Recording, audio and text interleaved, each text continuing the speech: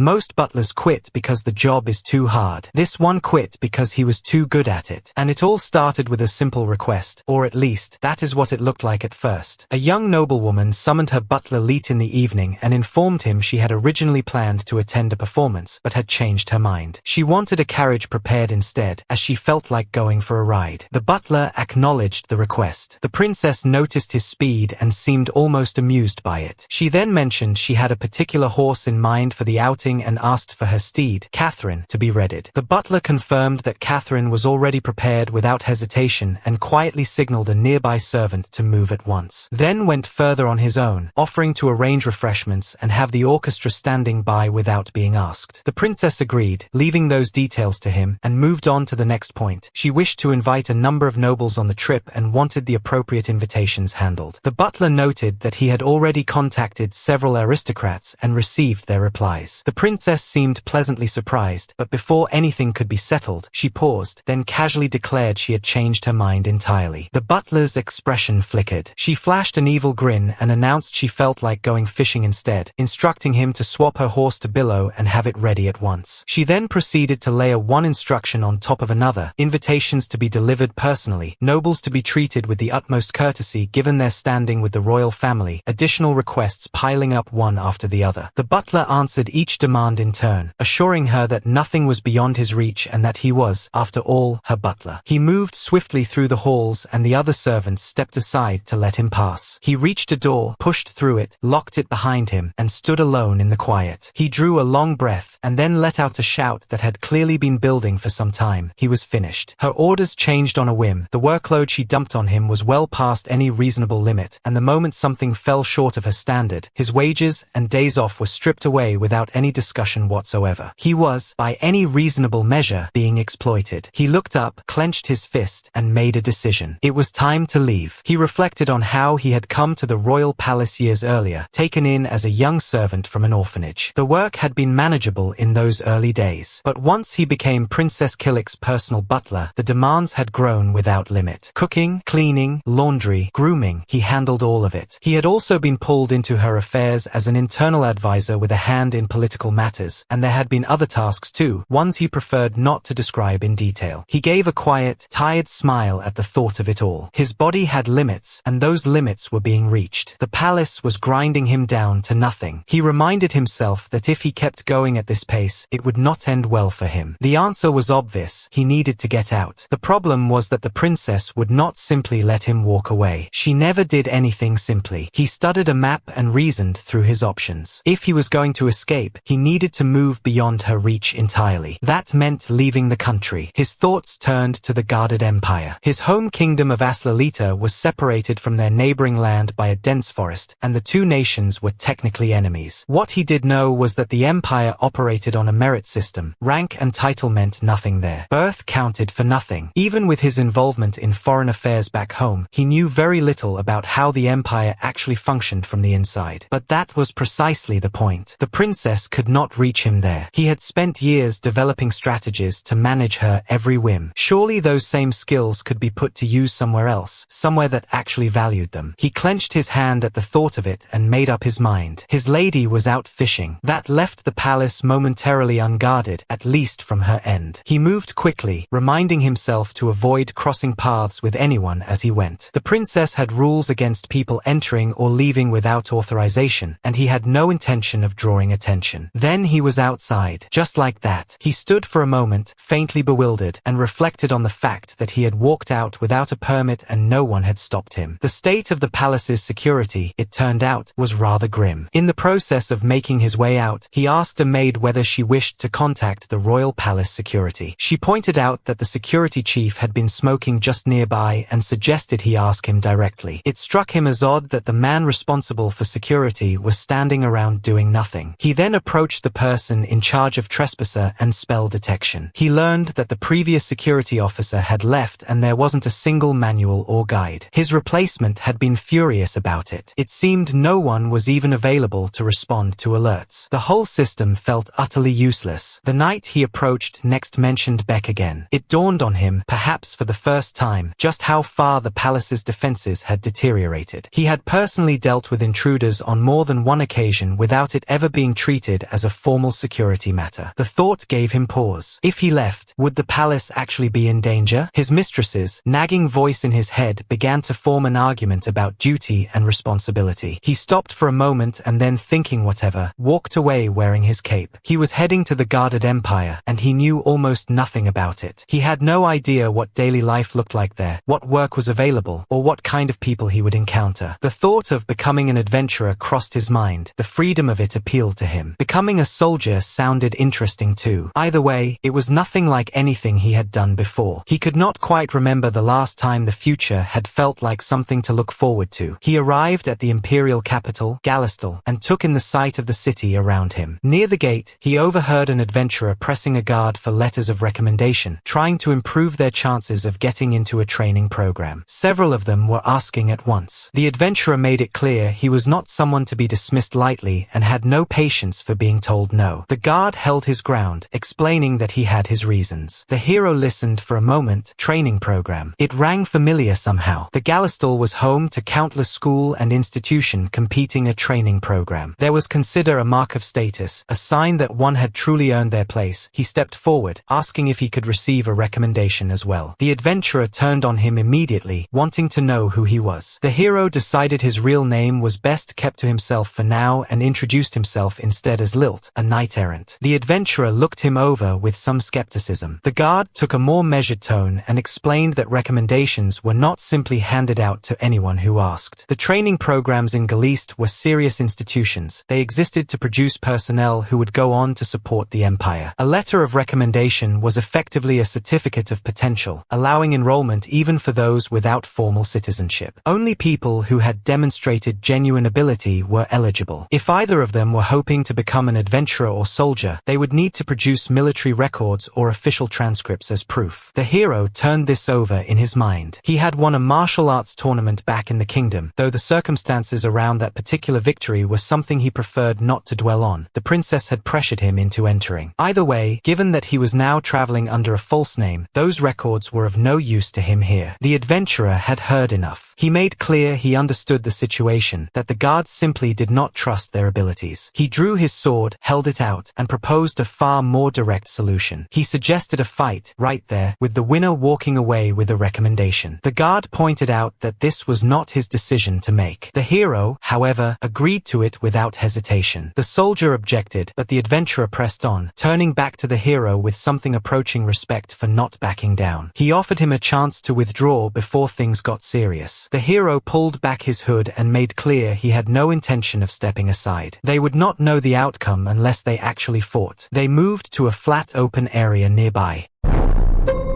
The guard, now acting as official witness, announced the terms. Under Imperial law, the contest would be a fair mock battle overseen by a public official. With that authority established, he declared the fight open. The adventurer raised his sword and told the hero not to be surprised if it was over before it had properly begun. Leet made clear he was looking forward to it. Privately, he was already reading the situation carefully. The adventurer had a remarkable presence, powerfully built and clearly accustomed to real combat. He told himself to stay sharp. The adventurer came in fast with a wide, heavy swing. The guard noted the speed, but the adventurer himself felt something was off almost immediately. The hero had moved out of the way, though only barely. The shock wave from the strike had caught the edge of his clothing. The adventurer acknowledged that the dodge was impressive. The hero noted to himself that no spells had been used. The man was fighting entirely on raw strength and instinct. The adventurer was not done. He came again, faster this time, driving a rapid series of strikes forward. The hero moved through each one, giving nothing away. The guard watched with some disbelief, observing that despite the power behind every attack, nothing was connecting, and the margins were razor thin. The adventurer grew frustrated, pointing out that dodging alone proved nothing. He could not see what the hero was actually capable of. Then he went for a different angle, attempting to catch him off guard with a cut from an unexpected direction. The hero read it. He slipped to the adventurer's right side and moved in close, landing a controlled series series of strikes to the body and head before taking hold of the sword. The guard called out, startled. The hero pressed the blade down firmly to the left of the adventurer, and the guard immediately stepped in to stop things from going further. The hero straightened up, adjusted his tie, and apologized out loud for the undignified display, addressing him my lady. The adventurer and the guard both looked at him, uncertain. He caught himself and said nothing more. The adventurer surrendered without ceremony, admitting he had been bested and apologizing for starting the whole thing. He asked for it to be over. The hero accepted the apology without fuss. The adventurer shook his head and introduced himself properly. He was Black Blade Oren, a well-known bounty hunter, and he had not been able to land a single clean hit. He wanted to know where someone like that had come from. The hero laughed and kept that particular detail to himself. The guard had been listening and suddenly placed the name. Black Blade Oren was something of a legend in adventuring circles. The man had reportedly taken down 20 bandits alone and had even gone up against a low-ranking dragon and walked away. Oren muttered that those stories had got well out of hand. The hero, for his part, thought the reality had been impressive enough. The guard announced that regardless of how the fight had gone, he was satisfied. He told Oren that he will also give him a recommendation. Oren appreciated it, but turned to the hero and asked what he thought. Accepting it now would make their contest feel pointless. The hero said he had no objection. He had seen Oren's abilities up close, and the recommendation was clearly deserved. The guard settled the matter. Both of them would be put forward for the Imperial training program. The hero allowed himself a quiet moment of satisfaction. This was the opening he had needed. Citizenship in the Empire felt genuinely within reach now. His thoughts drifted briefly back to the palace, to whether the princess had noticed his absence yet, and to what mood she might be in if she had. He considered for a moment what might happen to the other servants. Then he decided it was no longer his concern, and let the thought go without much difficulty. He pulled his cape around his shoulders and walked on. He had spent his entire life in service to someone else. Now is time for him to take control. Back at the palace, Princess Killik slammed her teacup down and made her displeasure known immediately. The tea was completely wrong, she announced, gesturing at the servants around her. She could not understand how they could all be so hopeless. She wanted something sweeter. A maid pointed out, carefully, that this was the tea they always served her. The princess told her that was exactly the point. They should already know by now to read her moods and act on them without being told. The servants exchanged glances. The male servant offered, hesitantly, that those tasks had always been Leet's responsibility and no one else's until now. The princess gritted her teeth, told them to clean up the mess and bring her a fresh cup immediately. They scattered. Left alone with her thoughts and a ruined tea service, Killik ran through her grievances in silence. It had been several days since Leet disappeared, and the gap he left was proving impossible to fill. The remaining staff were subpar. She had always known this, but she had never quite appreciated how subpar until now. Their work deteriorated daily. Half her instructions went misunderstood, the other half simply undone. She could not stand how obvious it had become that she needed him. A butler who simply vanished without explanation. It was the kind of thing that did not happen, and she planned to remind him of that the moment he returned. For now, all she could do was wonder what on earth he was doing. What he was doing, in fact, was studying. In a library somewhere in the guarded empire, Leet sat across from Oren, going over material neither of them found particularly easy. The exchange between them had hit a snag. Oren had told him to study, and Leet had studied, but with 1 week until the exam, something in Oren's expression suggested they were not quite on the same page. Oren reminded him of what he had already been told. The letter of recommendation from the guild's elder was not a free pass. It only granted non-citizens the right to sit the entrance examination. Passing was still required. The exam itself ran twice a year, and since both of them were applying through the military track, they faced two components: a written test covering internal affairs of the empire and a practical examination of their combat ability. Oren was fairly confident about how the split would go. The practical side would cause Leet no trouble at all. The written side was another matter. Leet had no background in the empire's internal workings, its institutions, its chain of command, its policies, all of which, Oren pointed out, would be tested because the empire was interested in developing personnel who actually understood what they were being developed for. Leet considered this for a moment, then decided he was going for it anyway. Oren was not immediately sure he had heard correctly. He asked again, and Leet confirmed it. He would sit the exam the following week. If he reviewed everything thoroughly between now and then, he believed it was manageable. Oren admitted he had assumed none of it was serious. Leet found that deeply uncharitable. Oren, recovering, asked what the hurry was. Leet gave a vague answer about having things going on, which satisfied neither of them, but he kept the real reason to himself. Internally, Internally, he was thinking about Aslalita, with no way of knowing what his home kingdom might do next, or when. He could not afford to wait. He set his own situation aside and turned the question back on Oren instead. Oren gave a non-committal reaction. Leet pressed him further, pointing out that he was a well-known adventurer. His strength spoke for itself. So why was he trying to enter a training program, and a military one at that? Oren explained that he wanted stability. Work as an adventurer was inconsistent and the income was unreliable. A military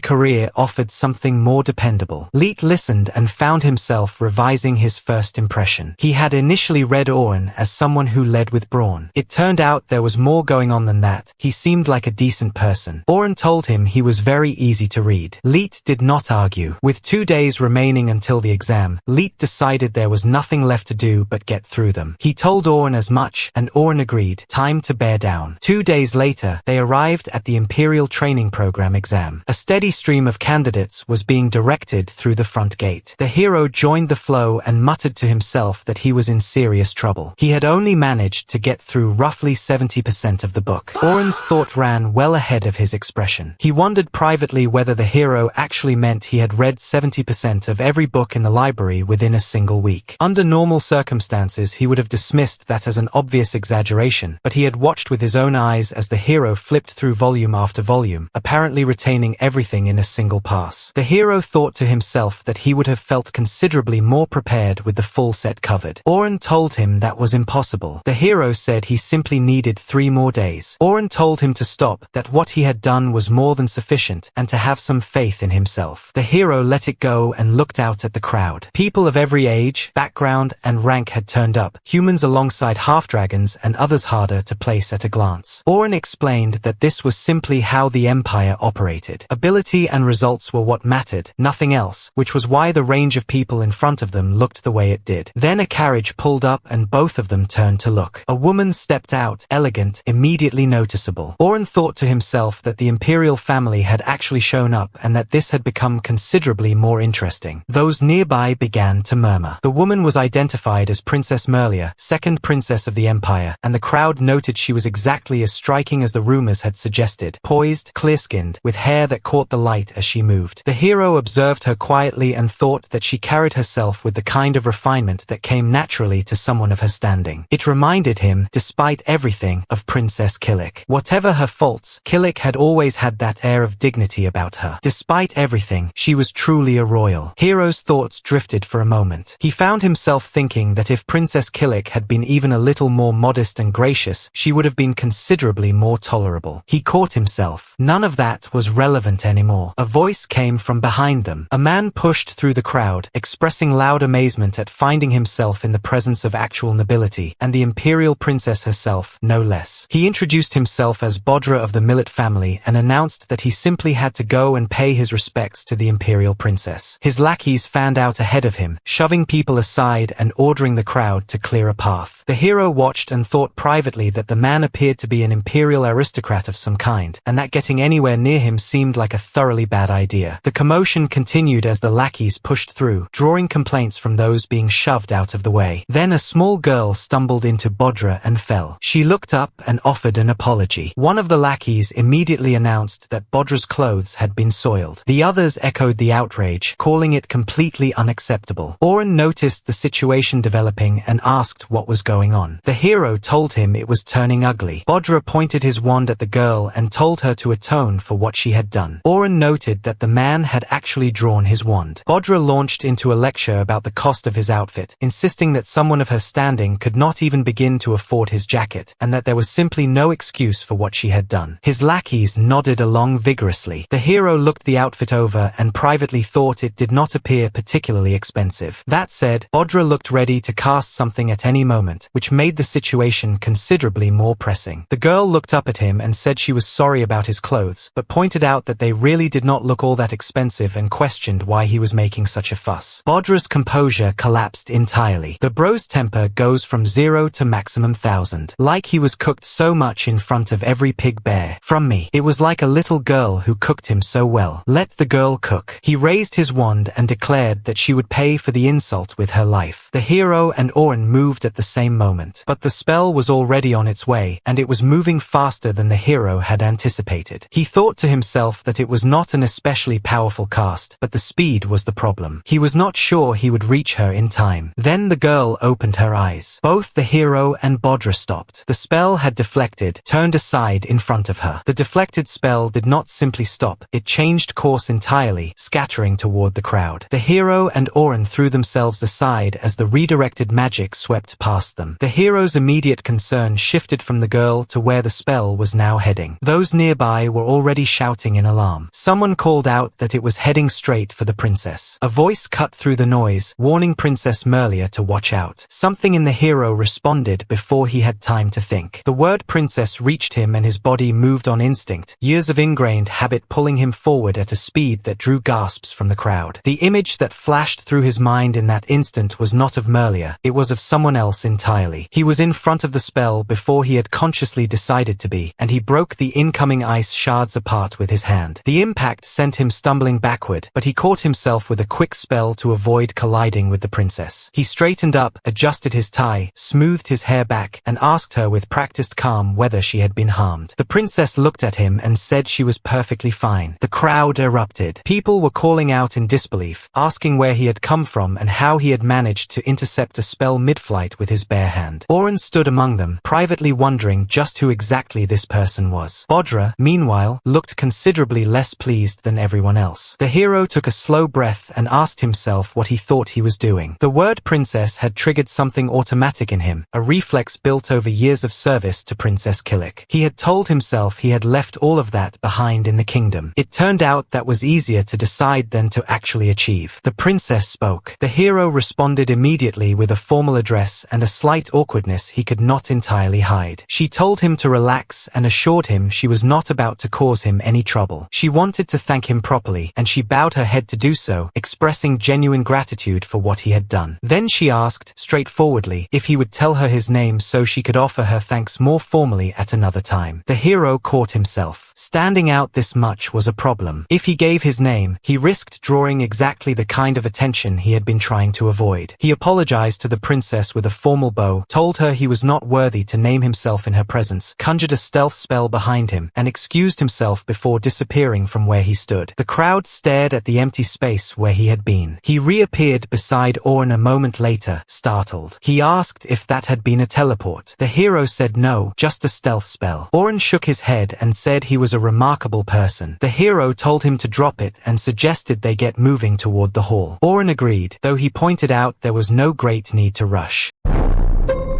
Behind them, Butler watched the two of them walk away with open contempt. He had been intending to speak with the princess himself, and the moment had been taken from him entirely.